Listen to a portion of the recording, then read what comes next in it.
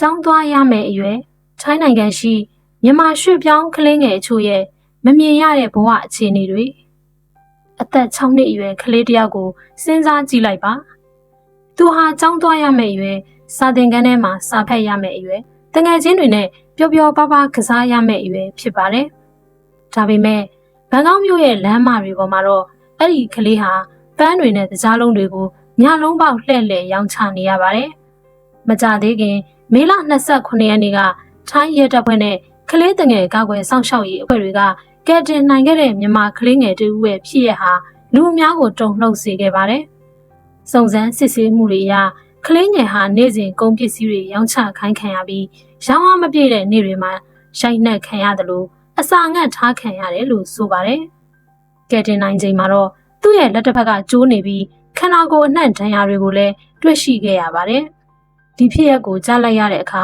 လူအများကဘလောက်ရက်ဆက်လိုက်တယ်လဲလို့ပြောကြပါတယ်။ဒါပေမဲ့မေးခွန်းတစ်ခုရှိပါတယ်။ဒီကလေးဟာတယောက်တည်းလား။အဖြေကတော့မဟုတ်ပါဘူး။ထိုင်းအာဏာပိုင်တွေဟာအဲ့ဒီနေအိမ်ကနေနောက်ထပ်အခြားကလေးငယ်9ဦးကိုပါကယ်တင်နိုင်ခဲ့ကြပါတယ်။စေခိုင်းသူတွေဟာကလေးငယ်တွေကိုဘန်ကောက်မြို့မှာရှိတဲ့စားတောက်ဆိုင်တွေနဲ့လူအများသွားလာရာနေရာတွေမှာညနေ3နာရီလောက်ကနေမနက်3နာရီလောက်အထိနေ့စဉ်နေ့တိုင်းပန်းတွေနဲ့တကြားလုံးတွေလှည့်လည်ရောင်းချခိုင်းနေတာဖြစ်တယ်လို့ရဲတပ်ဖွဲ့ကစစ်ဆေးတွေ့ရှိထားပါတယ်။ဒီဖြစ်ရပ်ဟာလူတစုရဲ့ရက်စက်မှုတစ်ခုသာမဟုတ်ပဲ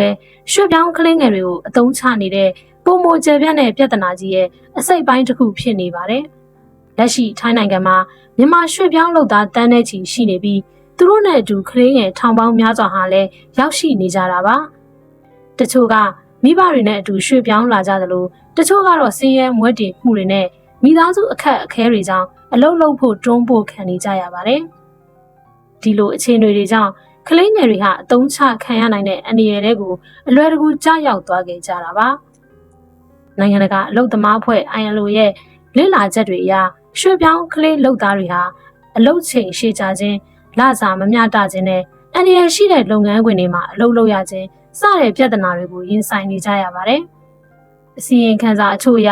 ရွှေ့ပြောင်းကလေးငယ်တွေဟာလမ်းဘေးဈေးရောင်းချခြင်းအိမ်အကူလုပ်ငန်းတွေနဲ့စိုက်ပျိုးရေးလုပ်ငန်းတွေမှာအလုပ်လုပ်နေရပြီးအချို့မှာပညာသင်ကြားခွင့်ဆုံးရှုံးရခြင်းနဲ့လုံခြုံရေးအနေနဲ့ရှိတဲ့ပတ်ဝန်းကျင်တွေမှာအလုပ်လုပ်ရခြင်းတို့ကိုလည်းကြုံတွေ့နေရတယ်လို့ကျွမ်းကျင်သူတွေကသတိပေးထားကြပါတယ်။ဒီလိုဖြစ်ရတဲ့အကြောင်းရင်းတွေထဲမှာစာရွက်စာတမ်းမပြည့်စုံခြင်းကလည်းအရေးကြီးတဲ့အချက်တစ်ခုဖြစ်နေပါတယ်။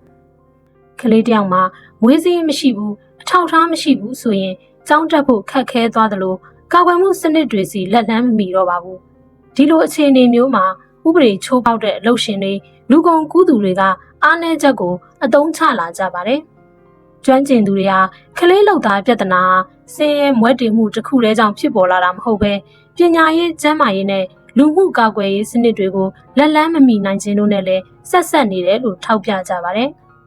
်မိသားစုတွေအခက်အခဲကြုံလာတဲ့အခါကလေးတွေဟာလှုပ်ခွင်တဲ့ကိုစောစီးစွာရောက်ရှိသွားနိုင်ပြီးအတုံးချခံရနိုင်တဲ့အန္တရာယ်လည်းပုံမမြင့်မားလာတတ်ပါတယ်။ကလေးအခွင့်အရေးဆိုင်ရာအဖွဲ့အစည်းတွေကတော့ကလေးတယောက်ကိုကာကွယ်ပေးနိုင်ဖို့ပညာရေးနဲ့ကျန်းမာရေးဝန်ဆောင်မှုတွေကိုလက်လန်းမီစေခြင်းကအရေးကြီးတယ်လို့ဆိုပါတယ်။ကျောင်းတက်နိုင်တဲ့ကလေးတွေဟာအလုတ်ခိုင်းစေမှုလူကုန်ကူးမှုနဲ့အခြားအတုံးချခံရနိုင်တဲ့အန္တရာယ်တွေကနေပုံမကင်းဝေးနိုင်ကြောင်းလည်းထောက်ပြထားပါတယ်။လူအခွင့်အရေးအဖွဲ့တွေကတော့ကလေးတယောက်ကိုကယ်တင်နိုင်တာဟာအရေးကြီးပေမဲ့နောက်ထပ်ကလေးတွေဒီလိုအခြေအနေမျိုးတွေမရောက်အောင်ကာကွယ်နိုင်ဖို့ကပိုအရေးကြီးတယ်လို့ထောက်ပြကြပါတယ်။အဲ့ဒီအတွက်ရွှေ့ပြောင်းမိသားစုတွေစာရွက်စာတမ်းရရှိဖို့ကလေးငယ်တွေကျောင်းတက်နိုင်ဖို့နဲ့ကျန်းမာရေးစောင့်ရှောက်မှုရရှိဖို့အခွင့်အလမ်းတွေပုံမဖန်တီးပေးဖို့လိုအပ်နေစေဖြစ်ပါတယ်။အသက်6နှစ်အရွယ်ကလေးငယ်လေးရဲ့ဖြစ်ရပ်ဟာလူတစ်ယောက်ရဲ့ဝမ်းနည်းစရာဇာတ်လမ်းတစ်ပုဒ်ပဲမဟုတ်ပါဘူး